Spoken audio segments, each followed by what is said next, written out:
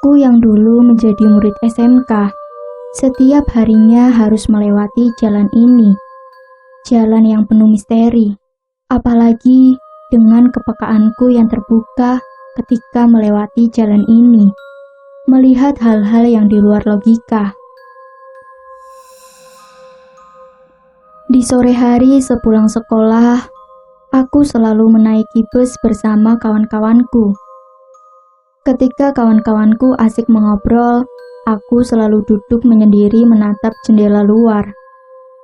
Aku selalu melamun tak jelas menatap truk-truk besar, bus besar yang masuk ke kotaku. Waktu itu suasana agak mendung. Aku masih menatap jendela luar. Kulihat dari kejauhan melalui kaca depan bus, terlihat keramaian seperti pasar. Aku sudah puluhan bahkan ratusan kali melewati jalan ini, tidak pernah melihat pasar tersebut. Ramai sekali kulihat. Orang-orang berlalu lalang di pinggir jalan itu. Tapi anehnya, kenapa lalu lintas lancar? Padahal untuk jalan ini, jika terjadi sesuatu seperti mobil mogok atau kecelakaan, maka lalu lintas akan macet dan tersendat. Apalagi untuk pasar yang cukup ramai ini, pastinya akan membuat macet parah. Tapi yang kuherankan, jalanan masih lancar saja.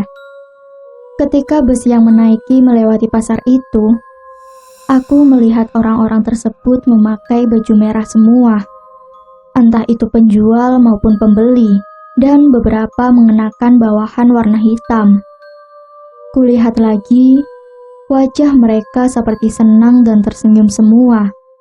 Wajah mereka agak pucat, tapi aku masih berpikir positif bahwa itu pasar normal. Kupicingkan mataku lagi, kulihat apa yang dijual pasar itu. Daging merah, cairan merah, daging sapikah, sirupkah. Tiba-tiba suara perempuan terdengar. Itu pasar setan, Dek. Ucap suara perempuan lembut. Ya, itu Mbak Ara. Lah, ngapain Mbak Ara nunjukin aku kayak gitu? Tanyaku dalam hati, agak kesal dengan Mbak Ara. Mbak nggak nunjukin kok, kamu aja yang bisa lihat sendiri. Jelasnya. Aku sedikit cengkel waktu itu. Pemandangan tadi yang kulihat orang-orang memakai baju merah semua yang sangat ramai. Mereka tersenyum lebar seakan bahagia. Daging-daging merah dan cairan yang cukup kental yang dijual oleh mereka masih membuatku bingung. Tidak pernah kulihat pemandangan ini sebelumnya. Beberapa detik ketika bus tua itu melewati jalan itu, aku masih merasakan keramaian. Aku menengok ke belakang melihat pasar itu ternyata masih ada. Bis semakin jauh melewati pasar itu, sampai aku berdiri dan kutolehkan kepalaku ke belakang. Masih ada. Ngapain, Mar? Tanya salah satu temanku yang duduk di bangku belakangku. Gak apa-apa, kukira kamu tidur. Ucapku berbohong. Aku duduk di bangku kembali. Kira-kira mereka ngapain ya, Mbak Ara? Tanyaku heran. Nanti kamu tahu sendiri, Dek. Jelasnya. Aku sebel dengan Mbak Ara jika ada apa-apa, dia nggak langsung memberitahuku. Aku harus mencari tahu sendiri. Keesokan harinya, ketika aku berangkat sekolah, aku harus melewati jalan itu. Oh ya, jalan itu kusebut jalan A, karena nanti ada objek BCD yang akan kujelaskan satu persatu. Jalan ini masih pantura. Seperti biasa, aku berangkat sekolah naik bus dari rumah. Kali ini aku lebih fokus jika melewati jalan A karena aku ingin melihat apakah pasar itu masih ada. 15 menit sudah aku menaiki bus ini. Jalan A yang kutunggu-tunggu kulewati ternyata kosong. Hanya ada keramaian karyawan yang akan masuk kerja. Oh ya, jalan A ini dekat dengan pabrik. Kulihat dengan teliti, tidak ada pasar tersebut. Aku masih penasaran, Kuputuskan nanti sepulang sekolah akan kulihat lagi lebih teliti. Pulang sekolah adalah hal yang kutunggu-tunggu. Kulihat dari depan sekolahku, jalanan ke arah pulang masih macet. Dalam hatiku berkata, ada apa lagi ini? Aku cukup jengkel waktu itu karena perjalanan pulang sedikit molor. Aku selalu senang jika bangku bis dekat jendela ada yang kosong. Aku cepat-cepat duduk di bangku tersebut. Tidak lupa pula dengan tujuan awalku, untuk melihat jalan A. Karena macet, yang seharusnya dari sekolahku menuju jalan A membutuhkan waktu hanya 15 menit saja, ini harus lebih dari itu, kurang lebih 30 menit. Jalan A sudah terlihat. Aku bersiap-siap memfokuskan pikiranku dan mataku, agar aku bisa melihat pasar itu. Aku sudah berada di jalan A. Masih sama, macet, dan sangat macet. Kulihat pasar yang kulihat kemarin tidak ada, atau tidak menampakkan diri kepadaku. Entahlah. Sekarang aku malah fokus kepada kerumunan orang yang seakan kepo terhadap sesuatu. Ada kecelakaan rupanya, ucap kenek bus yang aku tumpangi. Orang yang ada di bus ini, yang tadinya sibuk dengan handphonenya masing-masing, sekarang fokus melihat luar jendela. Aku pun melihat jendela juga. Kulihat motor metik remuk di sisi jalan. Dari percakapan yang kudengar, ternyata korbannya seorang wanita.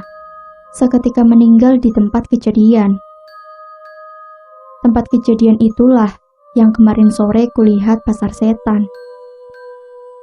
Aku langsung fokus menghadap depan dan tidak berani menghadap ke jendela. Aku langsung terdiam. Dan sesampainya di rumah, bisa jelaskan Mbak Ara apa hubungannya pasar itu dengan kecelakaan tadi? Tanyaku berpura-pura tak tahu, padahal aku tahu. Jadi gini, pasar yang kamu lihat kemarin adalah perayaan mereka. Jika akan ada yang kecelakaan, mereka seperti akan mendapat teman baru. Jadi mereka yang kecelakaan seperti tumbal. Jelas Mbak Ara, aku sudah tahu maksud dari pasar tersebut. Mereka tersenyum lebar, bergembira dan tertawa karena akan mendapat teman baru. Di jalan A ini setiap akan ada kecelakaan, maka mereka yang tak kasat mata membuka pasar sehari sebelum kecelakaan tersebut. Tepatnya mulai sore sampai malam. Orang biasa nggak akan mengetahui pasar ini. Tetapi, orang yang mempunyai indera keenam pasti bisa melihat dan merasakannya. Jalan A ini sudah sering memakan korban. Jalan A ini terkenal angker di kotaku. Oh ya, aku punya pengalaman dekat jalan A ini. Waktu itu aku turun dari bus ada keperluan. Aku turun hanya berjarak 11 meter dari jalan A ini. Aku menunggu temanku di sekitar situ. Aku berdiri di pinggir jalan. Beberapa menit kemudian, ada mobil jeep melaju kencang dan menabrak pembatas jalan, lalu terpental dan terguling di depanku. Posisi mobil itu terbalik, hanya berjarak 3 meter dari tempatku berdiri. Pemandangan yang mengerikan. Itu adalah pertama kalinya kulihat kecelakaan begitu dekat denganku. Kulihat lelaki keluar dari mobil itu. Syukurlah dia baik-baik saja, hanya luka kecil di kepala yang mengeluarkan darah segar. Setelah itu temanku datang. Aku masih takut dan syok melihat kejadian itu. Bicara tentang keangkeran jalan A, masih lebih mengerikan lagi jalan B. Semua orang di kotaku bahkan mengetahui betapa angkernya jalan ini. Jalan tengkorak. Jalan tikungan maut adalah julukan yang pantas untuk jalan ini. Aku akan lanjut menceritakan jalan B. Jalan B ini berada di tikungan tajam. Setiap hari juga aku melewati jalan ini menuju ke sekolah. Jalan B ini aku tidak akan menggambarkan lokasi spesifiknya, karena kalian para pendengar yang ada di daerah kotaku pasti tahu akan jalan ini. Oke, kita mulai lagi dengan jalan B. Jalan B ini berada di tikungan. Setiap bulannya, bahkan memakan banyak korban, seperti truk besar yang terguling, kendaraan roda 2 yang tiba-tiba oleng dan terjatuh, dan juga kendaraan besar yang mogok, dan masih banyak keanehan lain di Jalan B ini. Aku sendiri pun saat masih sekolah, sering menyaksikan truk besar muatan barang terguling. Yang sering kecelakaan di sini itu biasanya berplat nomor luar kota. Seperti biasa, aku berangkat ke sekolah naik bus. Kali ini aku tidak duduk di dekat jendela. Aku fokus menghadap ke depan. Ketika bus ini melewati Jalan B, tiba-tiba semua penumpang berdiri untuk melihat ke kanan jalan. Sebuah truk berukuran besar terbalik. Ia membawa muatan kaca besar yang banyak. Kaca itu pun pecah memenuhi jalan. Pemandangan yang sudah biasa kulihat. Sepulang sekolah, hal yang asik kulakukan adalah melamun di jendela bus. Entah apa yang kupikirkan. Ya, beberapa meter lagi bus yang kutumpangi ini akan melewati sebuah tikungan, yaitu Jalan B. Aku melihat sesosok perempuan berdiri persis di tengah jalan, tepatnya di pembatas jalan. Ia melambai-lambaikan tangannya seperti ke bus yang kutumpangi. Orang ini mau berhentiin bus di tengah jalan begitu? Pikirku dalam hati. Namun, kulihat kakinya tidak ada.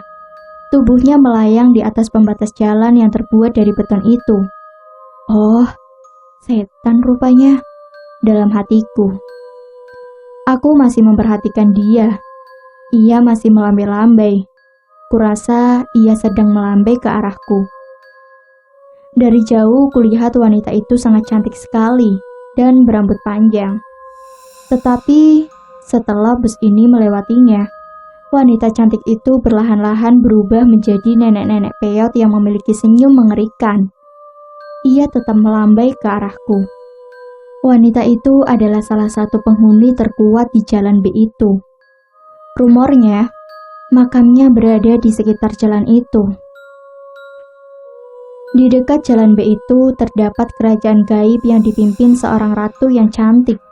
Jika orang yang peka dan indigo melintas jalan ini, maka ia akan melihat dan merasakan pusaran energi yang besar berada di tikungan ini.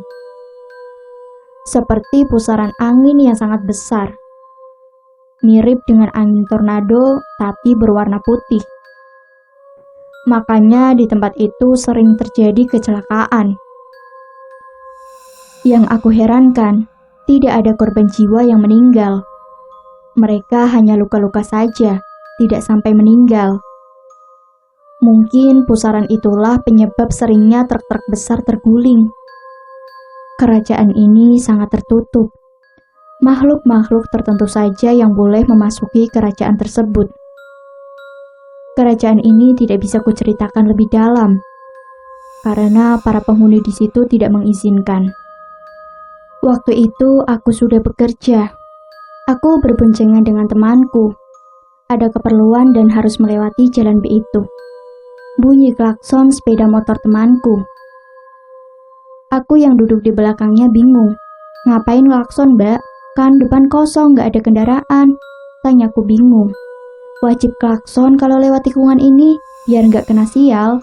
Jelasnya. Aku hanya diam mendengarnya. Kulihat di tengah jalan ada wanita itu lagi. Ia melambaikan tangan ke arahku. Yang awalnya cantik, dalam 2 detik, berubah menjadi nenek peyot yang senyumnya menyeramkan. Aku selalu cuek ketika bertemu wanita itu. Aku tidak mau berurusan dengannya. Sampai sekarang pun wanita itu masih ada. Jika aku lewat, ia selalu melambaikan tangannya, seolah ingin menyampaikan sesuatu. Di jalan ini juga, anakku sempat diganggu dan diikuti sampai rumah. Waktu itu kami baru pulang dari rumah orang tuaku. Kami melewati Jalan B itu. Perasaanku sudah tidak enak. Sesampainya di rumah, memang kesalahanku juga. Langsung menyuruhnya masuk kamar dan tidak mencuci kaki serta tangannya terlebih dahulu. Ketika di kamar, ia langsung menangis menjerit-jerit dan matanya melotot. Ia melihat ke arah atas terus, dan kulihat ke atas. Rupanya ada perempuan berbaju hitam, serba hitam, dengan matanya yang melotot. Lidahnya panjang menjulur keluar. Tanpa basa-basi langsung kupelototi dia. Langsung kumarahi dan kutantang dia, beraninya mengganggu anakku. Ku keluarkan sedikit energiku untuk mengusirnya dan mengirimnya ke tempat asal. Tempat asalnya yaitu di tikungan jalan B tadi. Aku lengah waktu itu sampai makhluk itu mengikuti kami sampai rumah. Jalan B masih menjadi sebuah misteri. Bahkan banyak orang melihat penampakan di pinggir jalan itu.